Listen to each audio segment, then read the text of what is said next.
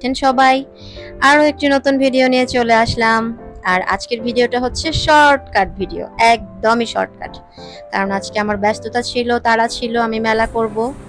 তো এই যে দেখুন, দেশি মুরগির মাংস, ডিম আর মশলা যা লাগে করে নিয়েছি, আদা রসুন পেঁয়াজ বাটা।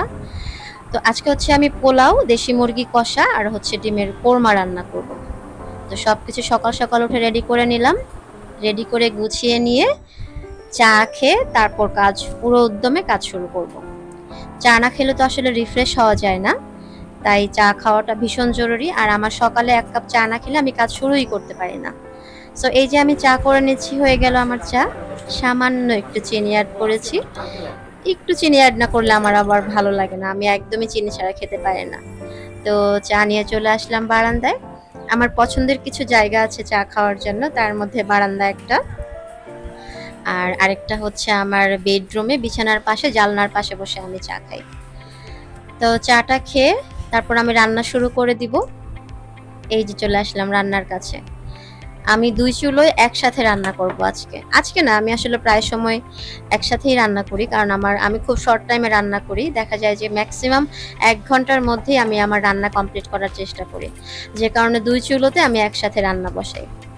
তো এই যে প্রথমে আমি ডিমের কোরমাটা বসাবো, কারণ ডিমের কোরমা হতে খুব বেশি সময় লাগবে না, 10 থেকে 12 মিনিট সময় লাগবে। ডিমটা আগে ভেজে নিচ্ছি একটু সাদা তেল দিয়ে। দেখেছেন যে আমি খুব সামান্য একটু তেল দিয়েছি।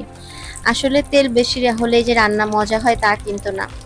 আর ডিমের কোরমাতে আমি সাদা তেলটা নিলাম এজন্য, কারণ ডিমের কোরমাটায় সরিষার তেল দিলে একটু গন্ধ আসতে পারে বা সরিষার তেলের স্মেলটা লাগতে পারে, সেটা একটু ভালো লাগবে না। তাই সাদা তেল দিয়েই ডিমের কোরমাটা করব আজকে। ডিমটা ভেজে উঠিয়ে ফেললাম, দিয়ে দিয়েছি পেঁয়াজ বাটা। আজকে একদমই সকালবেলা ঘুম থেকে উঠে আমি পেঁয়াজ বাটা, তারপর আদা বাটা, রসুন বাটা এগুলো করে নিয়েছি। একদম তাজা মশলা দিয়ে রান্নাটা করব। আর দেশি মশলায় তাজা মশলাটা দেশি মুরগিতে তাজা মশলা ব্যবহার করলে মানে টেস্ট খুবই ভালো আসে। আসলে যে কোনো রান্নায় তাজা মশলায় টেস্ট ভালো আসে, এটা অনেস্টলি বলছি আসলে। আর আরেক চুলায় এদিকে আমি মুরগি কষানো বসিয়ে দিব। আর মুরগি কষানোতে অবভিয়াসলি সরিষার তেল, যেটা হচ্ছে আমার উদ্যোগের ঘানি ভাঙা সরিষার তেল। তো এই যে দেখুন আমি কতখানি তেল দিলাম, সরিষার তেল। আর এদিকে অন্য চুলায় আমার ডিমের কোরমাও হচ্ছে। তবে দুটো চুলায় আমি মিডিয়াম আঁচ রেখেছি, যাতে কড়া আগুন না জ্বলে বা পুড়ে না যায়, বা ব্যালেন্স করে যাতে দুটো চুলায় একসাথে রান্না করতে পারি। তো ডিমের জন্য হচ্ছে এখানে আমি পেঁয়াজ কষিয়ে একটু আদা রসুন দিয়ে হাফ চামচ করে আদা রসুন দিয়ে কষিয়ে নিয়েছি। এর মধ্যে একটু গরম মশলা অ্যাড করছি, তেজপাতা, এলাচ আর হচ্ছে দারচিনি।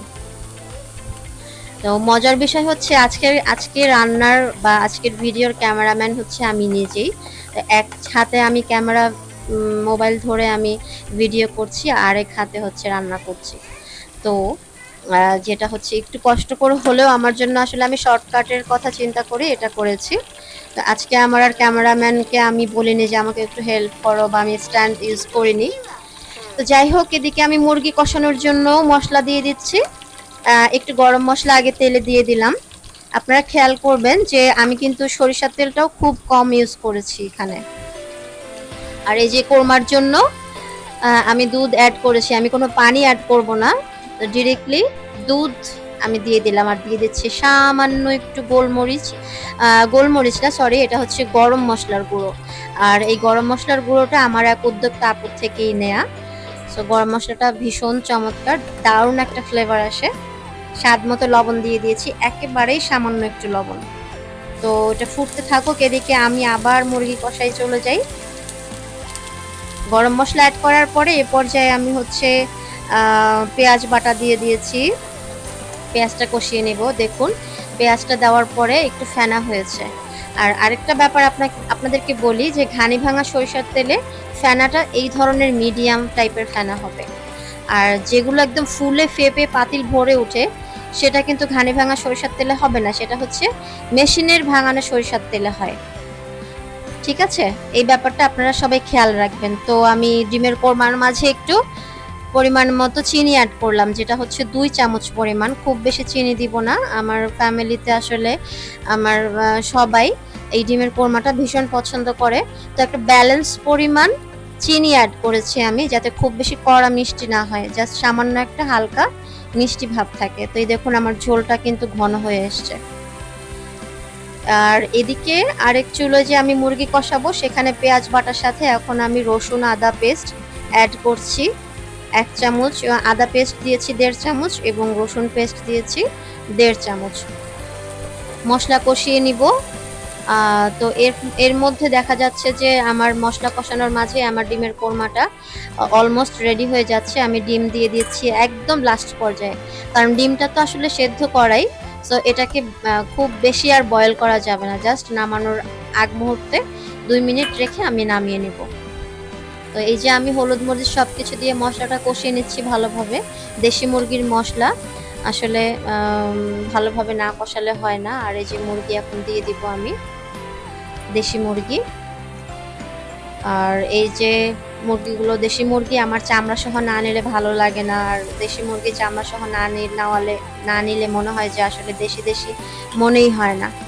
আর আমি যখন দেশি মুরগিটা নেই তখন হচ্ছে এটার পা, মাথা, গিলা, কলিজা সব কিছু নেই, কিচ্ছু ফেলে দেই না। ঠিক আছে, তো আমার ডিমের কোরমা হয়ে গেছে। লাস্ট মোমেন্টে আমি একটু কাঁচামরিচ অ্যাড করব, জাস্ট ফ্লেভারের জন্য, এটা ভালো লাগে। কোরমাটা অলমোস্ট ডান। আর এ পর্যায়ে আমি জাস্ট এই যে একটু নেড়ে দিচ্ছি, হয়ে গেছে অলমোস্ট। এখন আমি একটু পরেই চুলাটা বন্ধ করে দেব। আর একদম নামানোর আগে আমি একটু ঘি অ্যাড করব। ঘিটা হচ্ছে আমার উদ্যোগের ঘি, এটা হচ্ছে ক্রিমের ঘি। সো ঘি সম্পর্কে যাদের কোনো কিছু জানার থাকে বা কেউ যদি ঘি অর্ডার করতে চান, সেক্ষেত্রে আমাকে ইনবক্সে নক করতে পারেন। তো এই যে আমি চুলা বন্ধ করে দিলাম, ডিমের চুলা। আর হচ্ছে ঘিটা কিন্তু দেখেছেন একদম মানে লাস্ট মোমেন্টে দিয়েছি, যাতে জাল না পড়ে, তো ঘিয়ের ফ্লেভারটা যেন স্ট্রং থাকে। এদিকে আমার মুরগি কষছেই, দেশি মুরগি বলে কথা, তাই না? সে বেচারা কষতেই থাকবে। আমার ছেলে তো বলে, মা তুমি দেশি মুরগি কেন আনো, পাকিস্তানি আনো। হ্যাঁ, সে দেশি মুরগি খেতে পারে না, তার কাছে শক্ত লাগে। তো মজার বিষয় হচ্ছে আজকালকার বাচ্চারাও আসলে মানে দেশি মুরগি চিনেও না, আসলে খেতেও পারে না। আর আমরা তো ছোটবেলা থেকে খেয়ে অভ্যস্ত, যার কারণে আমরা খুব পছন্দ করি। আর এর ফাঁকে দেশি মুরগি কষতে দিয়ে আলু দিয়ে এসছি আমি। এদিকে এসে আমি আমার রাইস কুকারে আমি পোলাও বসিয়ে দিব। পোলাও দেখুন, রাইস কুকারে আমি তেল গরম করে তাতে গরম মশলা দিয়ে দিয়েছি, এলাচ, তেজপাতা দিয়ে দিয়েছি। আর এই যে হচ্ছে এখন আমি পেঁয়াজ দিয়ে দিব। এভাবে কেউ রান্না করেন কিনা জানাবেন, রান্না করে থাকলে আমাকে জানাবেন। আর অনেকেই আছে যারা মাখিয়েও বসান, তো মাখিয়েও বসানো যায়, এটা কোনো ব্যাপার না। পোলাওটা একভাবে মাখিয়ে বসালেও রাইস কুকারে হয়ে যায়, খুব কম সময়েই হয়ে যায়। তো আমি পেঁয়াজটা ভেজে নেব একটু, কারণ চালটা আমি কষিয়ে নেব রাইস কুকারের ভিতরে। রাইস কুকারে আসলে অনেক কিছুই রান্না করা যায়, যারা রান্না করতে জানে তারা কিন্তু অনেক কিছুই রান্না করে। ডিম ভাজি করা যায়, পায়েস রান্না করা যায়, শুটকি ভুনা করা যায়, মাংস রান্না করা যায়। তো আপনি যা যা রান্না করতে চাইবেন সবই রান্না করতে পারবেন রাইস কুকারে, শুধু জানতে হবে আসলে কিভাবে। তো এই যে দেখুন আমি চালটা কষিয়ে নিচ্ছি রাইস কুকারে, সঙ্গে আদা রসুন বাটা দিয়ে দিচ্ছি। আপনারা আদা রসুন বাটা খান কিনা আমাকে জানাবেন। অনেকেই খান না প্লেন পোলাওয়ের সাথে, আবার অনেকেই খায়। আমি খাই, কারণ একটা ফ্লেভার আসে আদা রসুনের। আর এটা দেখেছি আমি আসলে আমার শাশুড়িকে দেখেছি, পোলাওতে আদা রসুন বাটা দেয়, একটা ভালো ফ্লেভার আসে, খুব ভালো লাগে আসলে। আসলে আমরা সবকিছু তো শিখে আসি না, তাই না? অনেক কিছুই আমরা বিয়ের পরে শিখি। তো আমি আমার শাশুড়ির কাছ থেকে অনেক কিছুই শিখেছি আসলে। আর এই যে পোলাওয়ের জন্য গরম পানিটা আমি আগেই রেডি করে রেখেছিলাম রাইস কুকারে, সেটা একটু দেখিয়ে দিলাম আপনাদেরকে। গরম পানিটা দিলে এটা হচ্ছে তাড়াতাড়ি হবে, আর হচ্ছে মানে বলক তাড়াতাড়ি চলে আসবে, পোলাওটাও তাড়াতাড়ি হয়ে যাবে। এই যে আমি নেড়ে চেড়ে পোলাওটা কষিয়ে নিচ্ছি। কাঁচা মরিচও দিয়ে দিলাম 5-7টার মতো। তো এই যে আমি গরম পানিটা অ্যাড করে দিলাম পোলাওর মধ্যে। এখন আমি ঢাকনা দিয়ে দিব। আমার পোলাও হতে বেশিক্ষণ লাগবে না। আর ওদিকে আমার মুরগির মাংস তো হচ্ছে। আমার ডিম রান্না হয়ে গেছে, পোলাও রান্না হয়ে গেছে। তারপরে দেখা যাচ্ছিল যে আমার মুরগি হচ্ছিলই না, কারণ দেশি মুরগি বলে কথা, একটু সময় তো লাগবেই রান্না হতে। আর এর আগের দিন রান্না করেছিলাম, ভীষণ শক্ত ছিল, আমার ছেলে খেতে পারেনি। তো এই জন্য আজকে একটু বেশ ভালোভাবে কষিয়ে একটু নরম করে রান্না করব।